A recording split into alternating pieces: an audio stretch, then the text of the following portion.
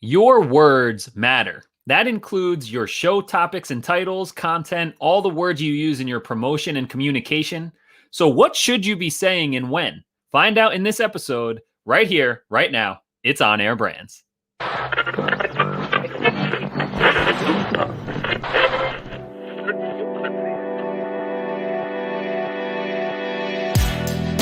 now tuned in to the On Air Brands podcast.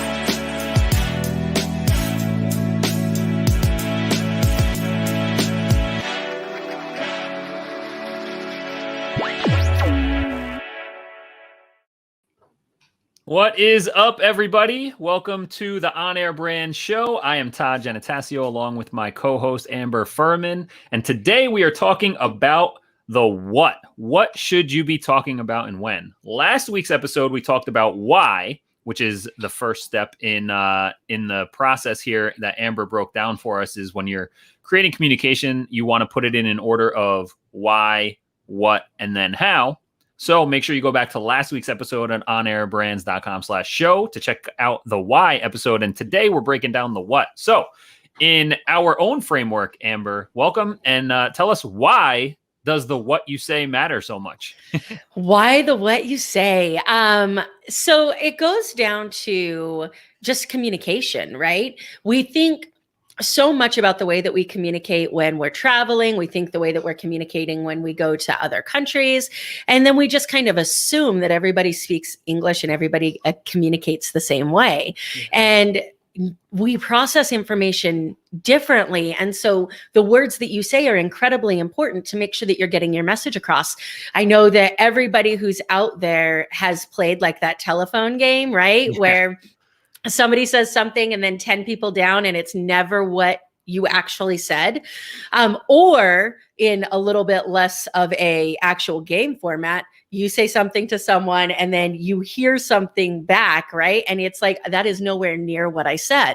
Mm-hmm. The reason for this really comes down to the fact that you're not getting your message across effectively. So how do you make sure that happens? Your words. Yeah, that's great. And that's the biggest thing, is making sure your message gets across effectively. And, you know, oftentimes when I talk to clients about their marketing communications, and one of the biggest mistakes that I see people making in their communications, whether it's, you know, the content on social media, if it's the podcast topics that you're talking about in your show, if it's your emails or whatever, it's that you might be saying the right thing. You're just saying it at the wrong time for that person. Like we talked about, I think in last week's episode, about like, you never hear the same song twice, right? Like every time you hear something or consume something, you're a different person based on the context of your environment, what you know now that you didn't know before, the distractions around you and all that kind of stuff. And when you go into a customer journey relationship, right, with your marketing content, if you are creating content that's just about your product and trying to sell something, you're skipping the entire customer journey where, yes, like you said, you know the context and reasons why this is so important and everything they need to know in order to say yes to buy. But if you just start off a conversation with, all right, what's your credit card number? Well, that's not going to close the deal. That's not going to, you know, influence anyone, right? So the order of which you put stuff in and making sure you don't skip any of those things, I think, is one of the biggest mistakes I see in communication and content in today's online world. Yeah, absolutely. And I'm going to push back a little bit on that because I think it is going to influence them, and it's going to influence them in a way that you end up having to spend a ridiculous amount of time repairing that relationship. Right. Yeah, negative influence, you know? For sure. And like, it's true that you can only make one first impression, but the other side of that is that first impression can be taken away in a heartbeat if you say something that someone's like, oh my gosh, that person's not who I thought they were. Yeah. And so being able to effectively communicate your message, one of the things that we say so much in the NLP space is that there's no bad listening. There's only bad communication. Like if you are communicating, your audience should have no option but to listen. Yeah. I like that. And how you get people to listen is by starting off with giving them a reason why, right? So make sure you guys go back and check out last week's episode, season 3, episode 4, onairbrands.com/show, to understand how to get that purpose of getting their attention out there. And I think when it comes to communicating effectively and knowing where they're at, like that's where I'm always talking about the customer journey plot points with people. That's actually what's on my whiteboard behind me for those that are watching the video and you see consistently. That's the part that never really changes on my board, because that's so consistent and something I want to just embed in everything I do, is knowing that you need to meet them with what they're thinking about. And so just at a typical level, when we look at it from a marketing and sales standpoint, and this goes to planning the content for your shows, and we're actually going to put together, Amber and I, an upcoming series of the On Air Brand Show based on this, with NLP techniques for using persuasion to influence rather than manipulate, and to have a greater positive impact. But it's knowing that, people go through this mentality of, first, they are kind of status quo. That's stage one, right? Where they are just living their life. They don't realize they have a problem. They're just comfortable. They've accepted whatever it is that they're doing as just what it is they should be doing. Then they become problem aware. And when they're problem aware, there's usually some kind of trigger event that happens, and they experience some pain, and they recognize this is something I need to resolve. But at that point, they don't know anything about the products or solutions, or they're not comparison shopping anything. So if you meet someone who has a problem and you just start telling them why you're better than your competitors or what makes you different about the products, it's not going to jive. They're not going to have any idea. An example that I hear James Wedmore talk about a lot, and I love James. I love his stuff, part of his programs. But he says, like, if you're someone who helps people with their nutrition and wellness, and you help them with their headaches by making sure they're properly hydrated and their nutrition matches their biology or whatever. If you just started advertising about, like, hey, drink more water, people are going to be like, yeah, that seems important, but I have a crazy headache right now. And actually, I think, Amber, you posted the nail video, right? Did you post that? Yes, I did. Isn't that amazing? Yes, it is. And so talk about that. So the nail video is a video that's about communication. And for me, I also get this second side of it of, like, how do you want me to show up? And I think, I said it's a second side of it. And now that I'm actually saying these words, I think it's the same side. Like, we owe it to our clients and customers to ask them, like, how do you want me to show up right now? Do you want me to show up with the solution to the problem you're telling me about? Mm-hmm. Or do you want me to just listen? Mm-hmm. And hear what you have to say? And both of those are really important, because you may have all the answers. And if you start putting them forward to somebody who's not ready to hear them, or is so frustrated that people are trying to solve their problems and they just want you to listen, then you're losing that relationship. So the nail video was actually made in the context of relationships. And there's a girl who literally has a nail in her forehead. And she's talking about this headache that she can't get rid of. And who I presume is her boyfriend, her partner, her husband, whoever that is saying, if we get this nail out of your head, it would probably quit hurting. And she says, you always try to fix things. And he's like, she says, I just need you to listen. And he's like, no, I don't think that's what you need, right? I think you need the nail out of your head. And it's hilarious, but how many times have we been in that situation? If somebody's not ready to hear the solution, it doesn't matter how good your answers are. It doesn't matter how right on point, how realistic, how amazing your solution is. If somebody's not ready, words, Amber, if somebody's not ready to hear them, you're talking to deaf ears. So meeting that person where they're at, taking them to where they can go, talking to the problems they think they have, so you can solve the problems they actually have. This requires you to step out of what you want to say and intentionally use language that communicates your message. Yep. And it's so true. And when it comes to planning out your podcast episodes, your show topics, what kind of content you have, that's what you have to think about. It can't be just talking about, what's considered the bottom of the funnel, or that product aware, where people are shopping for a solution. And so that all you talk about is your solution, but you need to go upstream and look at what are people thinking about, looking for, and questioning. And that's how you come up with the topics that you should be talking about in your content, whether that's your weekly show, whether it's your Instagram or Facebook Lives, your emails, all that kind of stuff. All of those topics need to be based on what it is that your ideal audience is thinking about as they go through this journey. Yeah. And I think that one of the things that a lot of people don't realize until you get into actually doing this and doing it at a high level is that people who are good at their shows, people who are good at their marketing, there's an incredible level of intentionality behind everything that they do, yet it seems so flawless. And that's really an art, to be able to be extremely intentional about everything that you do and not seem scripted and not sound like you're a robot, right? You're this artificial intelligence that's just spouting out things.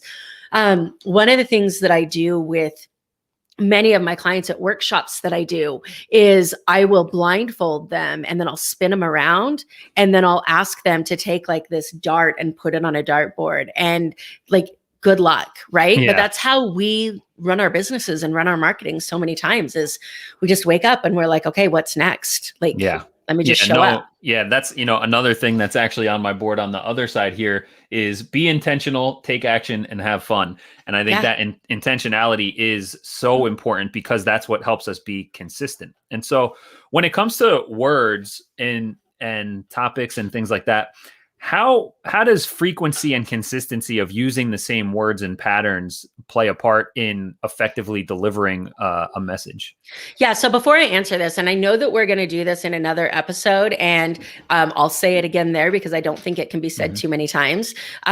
When you learn how to do this stuff and when you learn how to do it well, which requires so much more than we can talk about on this, there is a fine line between influence and manipulation. And so I beg you all to please make sure that when you do this, you are doing this all for the right purposes, that you are taking a product or service that you believe is helpful to somebody and allowing them to step into that solution to improve their life. Like, don't use this just to sell some shit that may or may not help. Like, please stay on the influence side of that line. Yeah. And, it's the people who typically follow our shows, this one and the PodMax show, the people who are a part of the PodMax and On Air Brands communities are very much coming from a service-oriented place and a value-first place and abundance mindset type of place.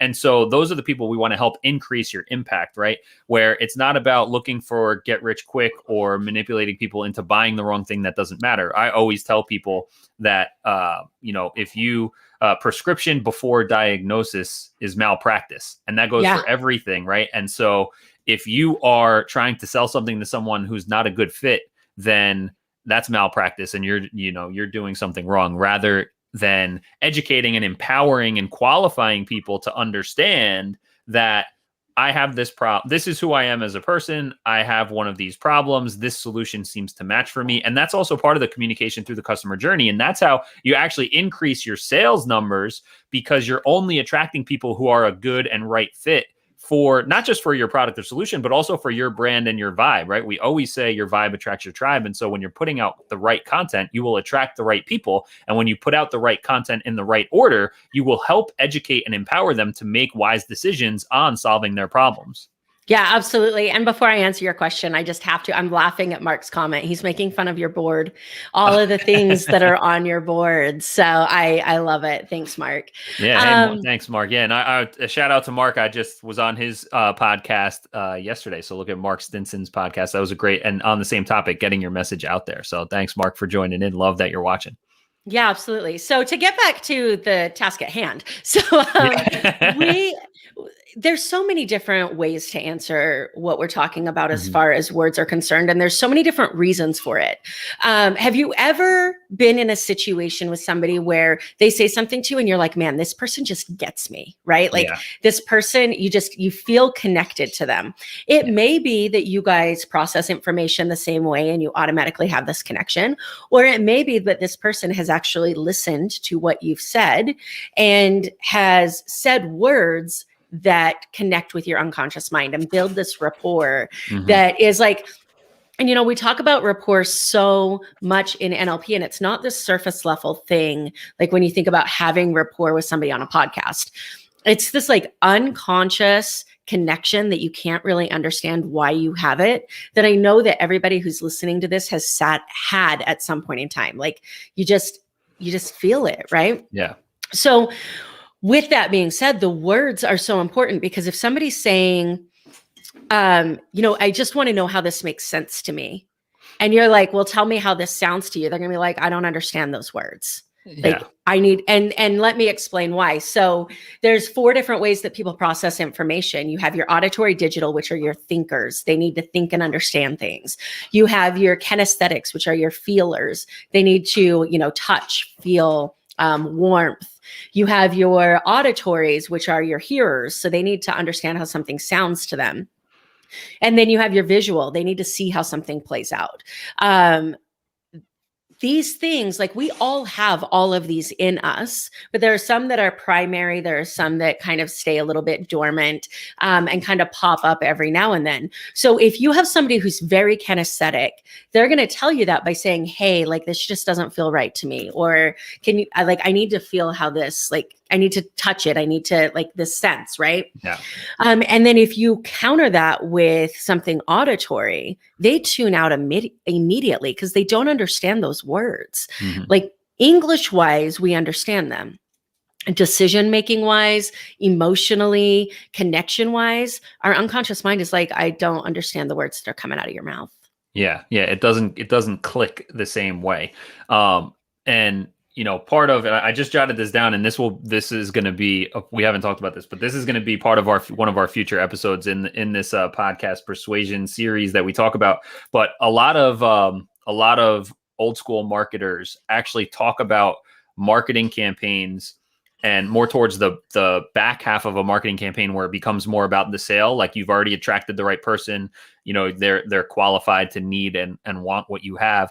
But they talk about, okay, now that you have someone who's a qualified prospect, how do you present to them like an attorney presents to a jury to have an airtight, solid case for them to buy your product versus someone else? So like moving them through that first part where, the content that you put out through your podcast and your social and your emails and your in-person, all that kind of stuff is attracting the right people. It's educating and empowering them. And then once they raise their hand and really go through a sales process, it's like, okay, well, now we need to prove an airtight, logical case for them that they need, that this is the right solution for them. And I'm curious, just at a high level, what are some of the concepts that you think about when you are putting your messaging together to make sure there's an airtight, logical case? Yeah. So, first of all, everybody has strategies for why they do things, and you have multiple strategies. And 2 of the biggest strategies that we work with in the NLP world, especially when it comes to marketing, is your decision-making strategy and your convincer strategy. And I know that everybody has experienced this if you've ever bought a car where, you go to a car lot and you just have a salesman that's really trying to speak to you in whatever language that you would understand for the last car that you purchased. Mm-hmm. And one of the questions that you may not even realize you've been asked, but if you actually think about your last car buying experience, I can almost guarantee you were asked, hey, like, what are you driving now and what made you decide to buy that car? And then they just listen because you tell them everything that they need to know. So, there's a couple of different ways that we dig down these strategies, and they go by phases. Are you on a call with them? Are you on them one-on-one? Are you talking to a mass amount of people? How do you get your message across there? There's so many ways to break it down. If I could just give one overlapping thing, it comes down to listening, throwing out the script, throwing out, it's not bad to have an idea of a script, but throwing out like the actual words, listening to what they're saying and responding to what they need to hear. Yeah. Yeah. I think it's always that's why I always teach freedom within a framework, right? Like, this is the type of order of topics that you need. Like even the order of questions you ask when you're in listen mode makes a difference, right? Like if you come out of the gate right away, like, if we're selling to clients and we ask the first question, how much money did you make last month? That's like an aggressive first question, even though what we help people do is make more money. But you need to earn those types of questions for them to feel most comfortable in having them. And so you need to start off with certain types of questions that give you different types of information. Yeah, absolutely. And, a lot of the times, because of the way that we are raised to think that money and politics are 2 things you don't talk about at the dinner table, if you start asking someone to talk about money, they're going to shut down and be like, I don't want to do this. Like, who are you that thinks talking about money is okay?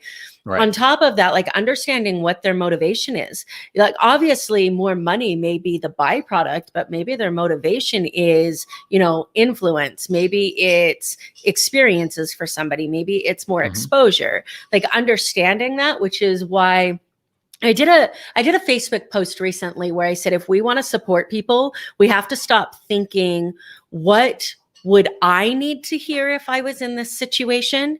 And we just need to start asking, what does this person need to hear? Like too many times we try to put ourselves, like we're taught, put yourself in the mindset of the person you're talking to and figure out what you need to hear. And that you're only going to sell to people like you if you do that. The way to do it is to listen to what they're telling you, analyze that, and what do they need to hear. Yeah. And some tips for people. So it's a lot easier to ask people if you're on the phone and a Zoom or whatever, you're talking directly with a potential client. But when we're talking about coming up with content for your shows, content for all your different channels, some tips for listening are, one, Facebook groups.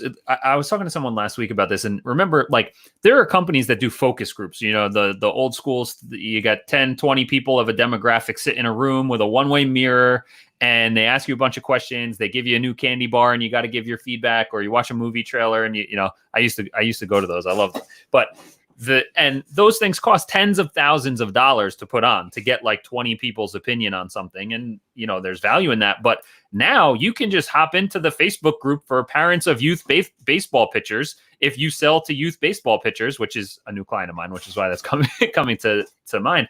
But you hop into that Facebook group and you can see what they're talking about. You can listen on social media. You can listen by looking at Amazon reviews, not just for relevant books, but any products that are on Amazon. Read the reviews, or go to Yelp or Reddit and just do a Google search for the topic and look for reviews. And that's how you can listen to what your audience needs to hear, and then feed that into your content strategy for how do you come up with topics, right? Start looking and listening. And that's also the power of building and having an audience for yourself and for your brand. Having a platform is that you can ask them directly en masse, right? So, I always focus on building an email list. If you're listening to this show, then you have to be building an email list for your business. And that's the power of having that push button communication, where I can write up an email that says, hey, Amber, we're planning out our topics for the second half of the year for our podcast. What questions do you have about digital marketing? Let me know, and we'll start making this part of we'll start answering these questions in the show. And then thousands of people get that email, and we get a bunch of responses, so we know we can ask. So that's also the power of building your audience, is having direct line of communication, whether that's your email list, which everybody needs to have. If you have a big Facebook group or Facebook connections, LinkedIn, wherever you're listening, wherever you're connecting with people and building a community around your brand, that direct communication should be leveraged to ask and listen, so that you can then create things that they want, whether it's content, whether it's products, whatever it is. Listening to your audience is huge. Yeah. Also, when you ask convoluted questions, you get convoluted answers. So quit trying to make a Facebook post that has some underlying theme and you want to see what people say to that. Like, I promise you, when you see those posts out there that are like, hey, if you could talk about anything for 15 minutes without any preparation, what would it be? I've been seeing that a lot lately. Yeah. Like, they are asking you, what do you think about? Yep. What do you talk about? What's important to you? So I know that it sounds really easy, and it is if you do it right. If you want to know what your potential clients are thinking, ask them. Yeah. Yep. Ask them and listen. And then the art of things coming through the topics that they want to hear versus what they need to hear and understand. And that becomes your job as a communicator, whether that's through, your show or through whatever channel of communication you have. If it's on the phone, it's taking them from what their current state of mind and understanding is, and helping educate them so they have a mindset shift into understanding how they really should be thinking about the problem, or what they really need to know that will solve it, right? So if you went up to the girl with a nail in her head, if she said, I have this massive headache, and he handed her a hammer and said, here, pull out the nail, she doesn't care about the nail yet. She cares about her headache, and she doesn't know the connection between pulling out, using the hammer to remove the nail from her head, right? There's no connection. So it's, let me listen to what she's saying. Then I can respond and use and understand where she's at, talk her through that and say, and educate her on that there's a nail in her head. And then, oh, there's a nail in my head. I need something to get this nail out. Oh, here's a hammer that you can pry the nail out with. And then it makes sense. But at that point, all she wants you to do is listen about the pain she's feeling. Yeah, absolutely. And, one of my absolute favorite books, and if you guys have not read this yet, you absolutely should. And it is obviously not my favorite if I can't think of the name of it. Who's the FBI negotiator? Chris Voss. Yes. Never split the difference. Yeah. Never split the difference. And one of the things that he talks about in negotiation, and every sale is a negotiation, right? Is create like the common problem. This isn't a problem of you trying to sell your service to somebody. This is a problem of you and your client trying to find the best solution to the problem that exists. And one of the things that I found the most is when my clients are saying things to me that make zero sense. So let's go back to the nail video. Like, it's so clear to you, right? Because it's so clear when you're not in the frame to see the picture that's going on. Yeah. So when this client's saying something to you and it doesn't make any sense, I've just asked, like, you said this, what am I missing? What am I not understanding? Help me understand and create this common problem of, I don't understand what's going on right now. Can you please help me? And people always want to help. And so then they're going to help you understand how their symptoms relate to the problem they think they have. So you can understand how their mind works. So you can then relate the problem they think they have to the problem they actually have. I love that. Symptoms related to the problem they think they have. That's so true. That's so true. So back to something I said earlier was the frequency of words. And I think you answered it it took a while to get there, but how often it usually does. How often we say the same thing. What you said was that people have different processing styles, whether it's, auditory, visual, feeling, etc. And I think that gives us an easy way to reiterate the same concept multiple times without sounding repetitive. And there's all these different numbers. I need to get some data that I can actually link to for this, but everyone understands, conceptually that, it takes 25 ads for someone has to see your ad 25 times before they actually remember it and pay attention to it. The average person buys from a brand 4 to 18 months after the first interaction that they have. Right. And so when you realize that, it's like, oh man, I have to say the same thing over and over and over and over again, like for 18 months, like a zillion different times. Like, how do I do that? And it comes from we just rattled off a bunch of different ways you could do it. One, it's like, what symptoms do they have, and talk about those things, the problems that they think they have, and educate them on if this is happening, here's the 3 biggest misconceptions of people with a headache. One, they don't realize there's a nail in their head. Yes. And also, not just the words you say, but how you say them. And I think that this was the other part of your question that I didn't really answer is if you have those 3 things, right? These are the 3 things that people with a headache experience. Then the next time you say it, switch those 3 things around, because number 1 might not have been that situation. And it might be that the problem they think they have is number 3. So you switch them around. Also, listen to the way they're talking to you. People who, when you talk slow, you're going to communicate better with people who have that same cadence to their voice. If you talk fast, you're going to communicate with other people. If you talk with a higher pitch or a lower pitch, everything that you do when you talk matters. Yeah. Yeah. Everything. It's very interesting. And there's a book called Methods of Persuasion. It's a few years old now, from a guy named Nick Kolenda, I want to say his name is. He's got a great blog with a ton of free stuff. Highly recommend it. And he talks about all these different psychological principles. And what you just described as the way you say things, fast or slow, high pitch, low pitch, etc.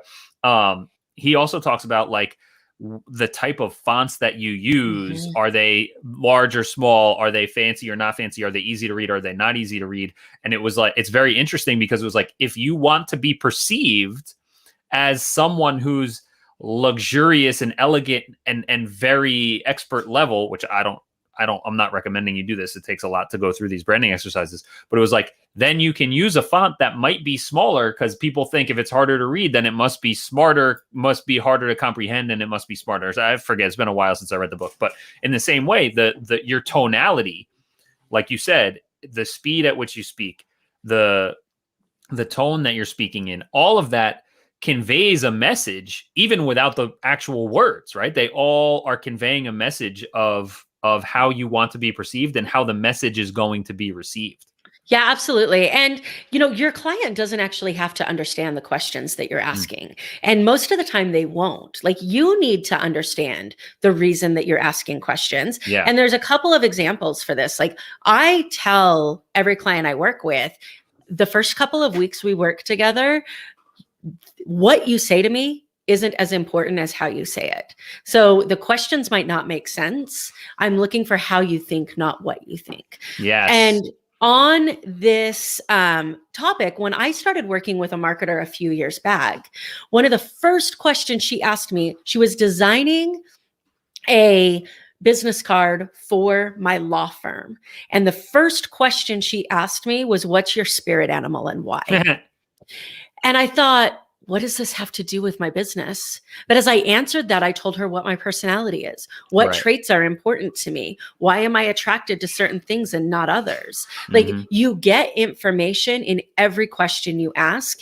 And I wanted to touch on this. We need to do an episode on this from your side, is when you do those posts that we were talking about previously, when you enter into those Facebook groups that we were talking about previously, and you get ideas, you want to make sure that you're remembering, and that usually means organization, because you're not going to remember where you got these ideas from, because the ideas you get from LinkedIn are a different demographic than the ideas you get from Facebook, than the ideas you get from Instagram. And so if you take an idea you got from Instagram and you make a LinkedIn post about it, you're wasting your time. Yeah, totally. And that comes to message market match, is making sure you're talking to the right type of people. And so, you and I and a lot of our community, we've built up our personal Facebook networks as business colleagues and friends in the business world. And so you and I can post something business related and get feedback from other entrepreneurs and business owners.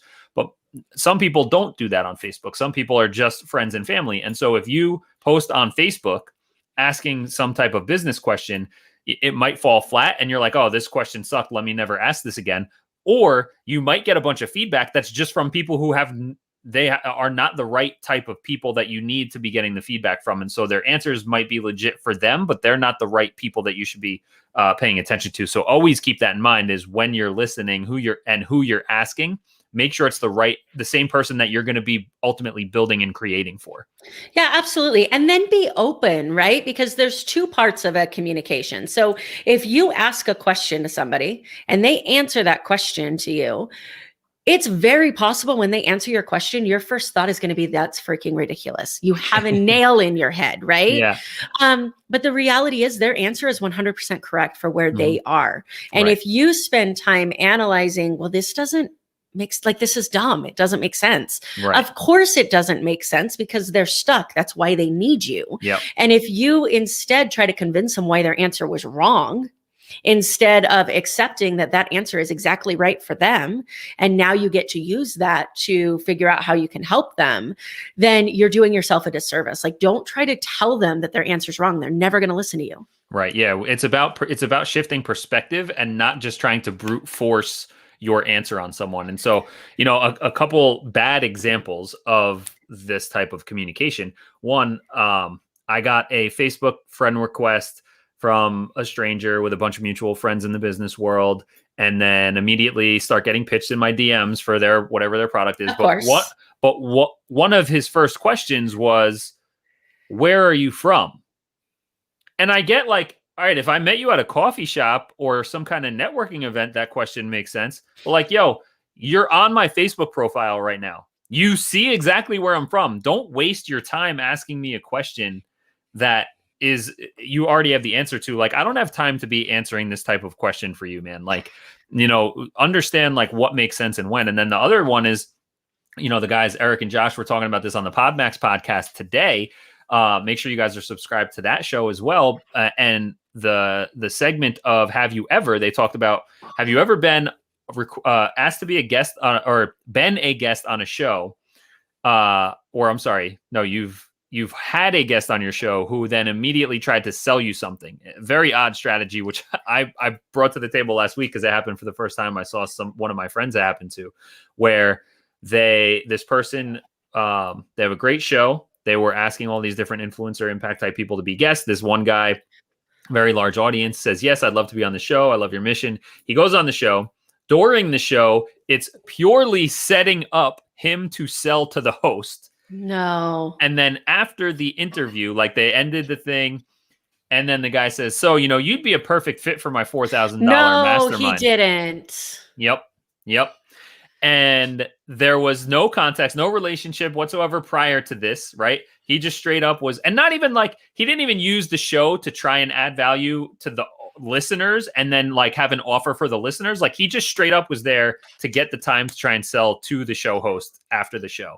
And that question maybe would have made sense if you added value during the show, created the relationship, followed up next week with an email about some great tips on how he could improve his show or reach more people he's trying to influence, how he could level up his business. Oh, hey, it's been a month since we talked. We should hop on another call. Hey, I'm doing this. I know that your mission is to X, Y, and Z.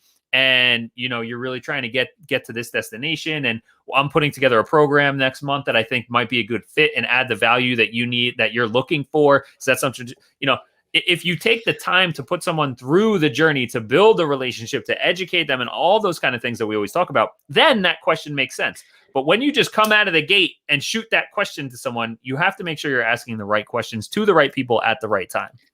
So, I mean, are you trying to break everybody's heart by telling them that sales is a long-term game? Yeah. Because like there are a ton of people that just like said, oh my God, Todd, take a breath in between all the steps that I have to do. I need to write these down, right? I know. But so many people want the short answer. They do. And I used to spend so much time worrying about my responses to people in situations like this. And now I have my favorite response that I send to everybody.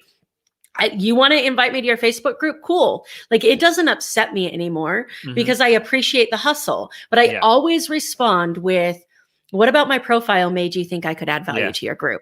Yeah. And 9 times out of 10, I don't get a response. I was going to say, I've asked questions like that too. And I don't get a response from them. It's very interesting. And the way that we sell, and we're going off the rails into self-worth and value and all that kind of thing, but everybody has a different perspective on selling and value and all that kind of stuff, right? Where last week or two weeks ago, whatever, before the last PodMax event, I was talking to a lot of different people who would have benefited from being at the event. And there's 3 different tiers. I forget exactly the price points for it. It's like $6.99, $9.99, and $12.99 or something, whatever it is, something like that. And some people, we had this conversation about this all-day event. We have 3 keynotes. We have a workshop. It's a mastermind. You're going to meet 30 other people. The opportunities are created from there beyond just that one day. And you're also going to be a guest on 3 different podcasts. Oh, this sounds great. I love this. I love that, blah, blah, blah, all these things. And this is all about business improvement, business things. And then I said, great. If you're interested, you can get all the details here. Here's their website, and point to podmax.co. And one person responded and said, oh, this isn't free? As if like, we could only promote things that are free, or that why would I have to pay for something that you're promoting or recommending? And I said, correct. Or I think I said it because it's not, PodMax is not my business. So I said, yeah, I'm not selling this personally, but yes, I'm recommending something that you will get massive benefit from that you have to pay for. And like you just rattled off 10 reasons. So there's people who just like think everything should be free. Those are not the people that we want to be communicating with or attracting and all that kind of stuff, right?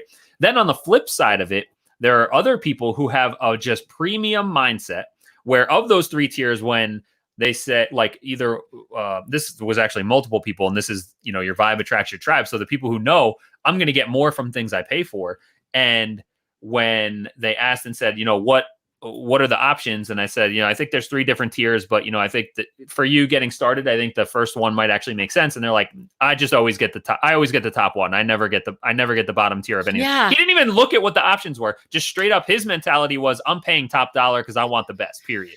And Yeah. so there's just Well, two different perspectives on things. there's so many perspectives. And, one of the things that we'll dig into on another episode as well is this idea of value, right? Like, for God's sake, please stop trying to tell people why they have the money, right? So, like, the person that's trying to sell you something and they're like, how many times do you drink coffee a day? And, if you quit drinking coffee for like 7 days, you could pay for like a week of this.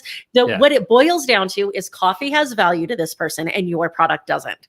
So quit telling them why they can afford your product and start telling them why your product's valuable to them. Like, that's great. It drives me nuts. That's a great analogy. And that analogy is also the reason that this is also understanding the reason behind things other than learning tactics, but learning strategies, is that the reason that tactic was originally developed to say, for the cost of 1 coffee per day, you could join this program, is because that's anchoring the price to say coffee's cheap, relatively speaking. And so for that same cheap price that you already spent on coffee, you can do this. We're anchoring the price and we're setting a frame for how much it's going to cost. However, like you just said, it has turned into people just learn the tactic of it and they just come out of the game and go, come on. They haven't presented the value. They just jump to the end of the game and they say, come on, it's just the same price as a cup of coffee. You should buy it. And it's like, okay, so I should just buy it because it's $5. It's not because it adds any value, and you haven't given the value. And so that's huge. And anchoring, I think, correct me if I'm wrong, is a technique from the NLP world. Yes, and it's an amazing one. Which is going to be one of the episodes that we have, I think it might be next week, is going to be the NLP techniques that you need to understand to help your communication process. So anchoring is one of those. So make sure you guys are subscribed to onairbrands.com/show to learn those different type of techniques so that you understand the high level concepts of certain things and what you need to take a deeper dive in versus just the tactics, because when you just know the tactics, they aren't going to work for you. Yeah, absolutely. And, on this idea of communication, when you're trying to think, how do I make these messages to somebody? What do I say? Like, one of the things you mentioned this in the people that reached out to you and were like, where were you from? Somebody caught me on a testy day one day and I was like, all right, I'm going to have fun with this. And so they asked me questions and they were trying to start a conversation. And they said something that didn't resonate with me at all. And I responded like, I don't want to talk about that. And they're like, well, then tell me about yourself. And I'm like, my profile is pretty detailed. If you can't find anything on my Facebook profile that you can start a conversation about, then this is failed from the beginning. Yeah. So when you're thinking about how to send those messages out and you're like, what template do I use that I can send to everybody on my Facebook list? Like, scrap that right now. Look at a profile, build connections with people, listen to what they have to say, use language that they're saying back to them, and show the value of your product. Like, it's that simple. Not easy, but simple. Yeah, totally. And all those things we're going to be tackling in upcoming episodes of the show. So make sure you guys are subscribed on onairbrands.com/show. And if you know other entrepreneurs who would benefit from this conversation today of what to say and when, please share it for them so that we can increase our impact with the show, because we love getting this stuff out to you guys and helping everybody become better communicators, because that's just going to make the world a better place if everybody can communicate and receive messages a little bit better, right? So thank you guys for tuning in. We will catch you on the next episode. Thanks, guys.